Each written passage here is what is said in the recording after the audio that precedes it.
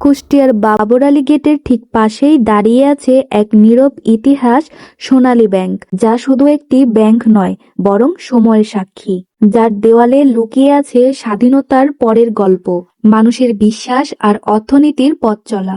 কুষ্টিয়ার প্রাণকেন্দ্রে অবস্থিত সোনালী ব্যাংক বহু বছর ধরে মানুষের আস্থা আর নির্ভরতার প্রতীক হয়ে আছে। শহরের পুরনো ব্যবসা, সরকারি লেনদেন, এমনকি সাধারণ মানুষের সঞ্চয়ের সাথে এই ব্যাংকের সম্পর্ক অনেক দিনের। বাংলাদেশ স্বাধীন হওয়ার পর 1972 সালে সোনালী ব্যাংক প্রতিষ্ঠিত হয়। তখন বিভিন্ন পুরনো ব্যাংক একত্রিত করে এই রাষ্ট্রায়ত্ত ব্যাংক তৈরি করা হয়। আর সেই সময় থেকেই দেশের অর্থনীতিতে গুরুত্বপূর্ণ ভূমিকা পালন করে আসছে। কুষ্টিয়াতেও সোনালী ব্যাংকের শাখা অনেক পুরনো এবং এটি শহরের অন্যতম প্রাচীন ব্যাংক হিসেবে পরিচিত। দীর্ঘদিন ধরে এই ব্যাংক ব্যবসায়ী, কৃষক, চাকরিজীবী সব শ্রেণীর মানুষের আর্থিক সেবার কেন্দ্র হিসেবে কাজ করছে।